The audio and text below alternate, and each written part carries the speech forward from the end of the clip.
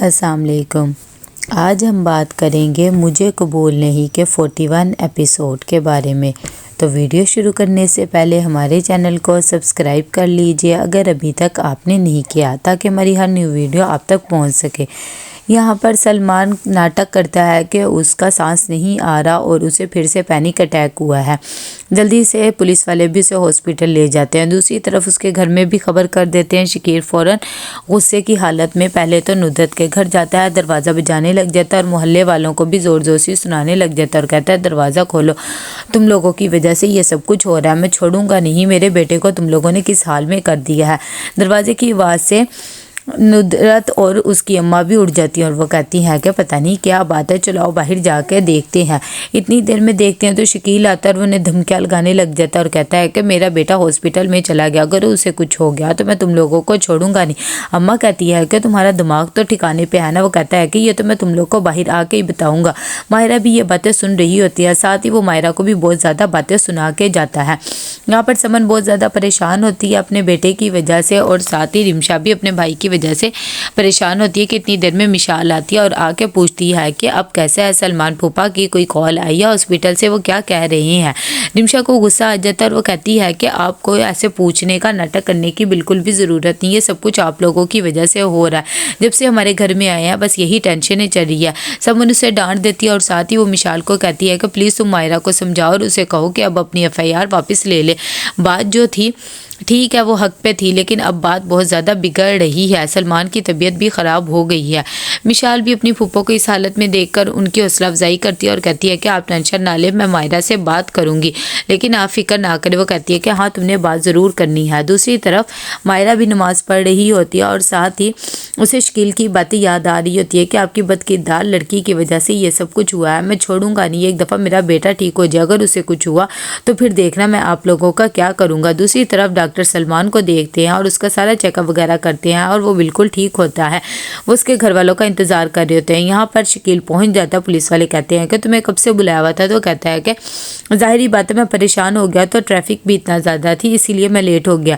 اندر جاتے ہی ڈاکٹر سے پوچھتا ہے کہ اب میرا بیٹا ٹھیک تو ہے نا؟ بیچارے کو غلط FIR کے چکر میں یہاں پر پہنچا دیا۔ ڈاکٹر کہتا ہے کہ یہ بالکل ٹھیک ہے، ہم نے اس کی ساری رپورٹس وغیرہ کروائی ہیں، سب نارمل ہے اور میں یہی رپورٹ پولیس والوں کو بھی بتاؤں گا، آپ کو پریشان ہونے کی ضرورت نہیں ہے، بس یہ کچھ دوائیاں یہ انہیں دینی ہے۔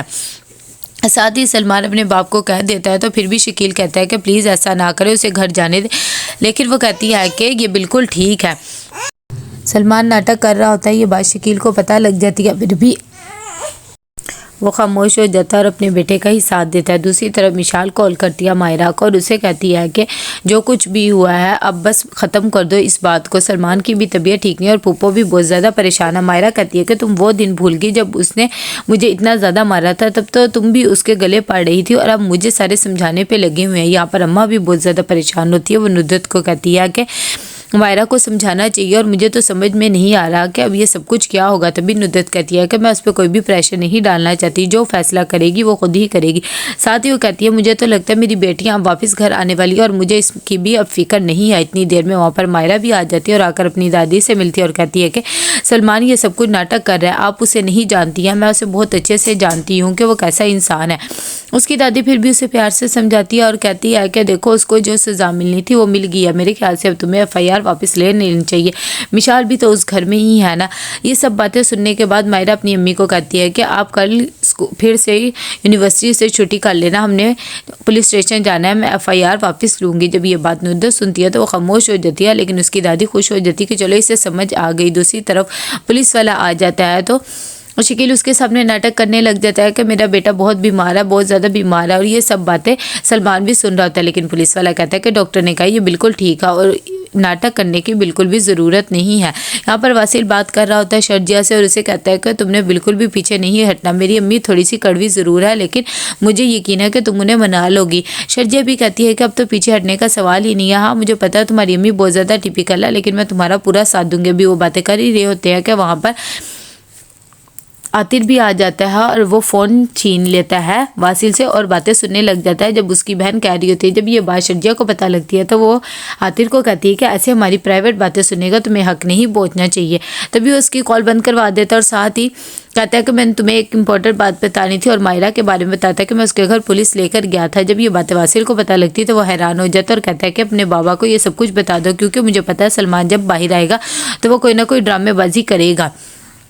यहाँ पर पुलिस स्टेशन आ जाते हैं। तभी पुलिस वाला कहता है कि तुम्हें जो भी कहना है तुम खुले कह सकती हो मेल अल्फाजों में। तभी मायरा कहती है कि मुझे इस शख्स से ख़तरा है, मैं इसकी रिहाई तो करवा रही हूँ सिर्फ़ और सिर्फ अपने ख़ानदान और अपने रिश्तेदारों के वजह से, लेकिन प्लीज़ मुझे कोई ना कोई प्रोटेक्ट ज़रूर दें पुलिस की तरफ से। पुलिस वाले कहते हैं कि ठीक है, आप जो चाहती हैं वही होगा और ये लड़का आपके आसपास भी नज़र नहीं आएगा। साथ ही मायरा कहती है कि ये जो गाड़ी चला रहे हैं वो मेरी गाड़ी है, साथ गाड़ी के पेपर भी दिखाती है और कहती है कि मैं चाहती हूँ कि ये गाड़ी आप मुझे इनसे ले दे, वैसे भी मैं खुला भी ले लूँगी।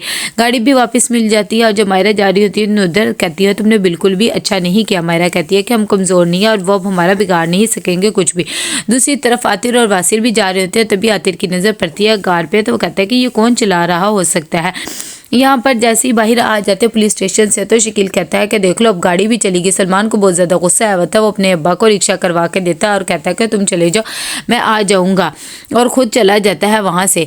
यहाँ पर जैसे ही पहुँचते हैं तो नुदरत अपना पर्स गाड़ी में ही भूल जाती है। मायरा कहती है कि मैं लेकर आती हूँ इतनी देर में। आतिर भी उसे देखकर बहुत ज़्यादा खुश हो जाता है, मुबारकबाद देता है कि आप अपना मुकदमा जीत रही हैं और गाड़ी भी अब आपने ले लिया, मैं बहुत ज़्यादा खुश हूँ। मायरा कहती है कि आप मेरा पीछा ना करें और वैसे भी ये सब कुछ सिर्फ और सिर्फ मैं अपनी वजह से कर रही हूँ, आपकी वजह से नहीं कर रही। अभी वो बातें कर ही रहती है कि वहाँ पर सलमान आ जाता है और साथ ही वीडियो बनाने लग जाता है दोनों की, और मायरा ये देख हैरान हो जाती। तो कैसा लगा आपको एपिसोड? लाइक में शेयर करके लाजमी बताइएगा। अल्लाह हाफिज़।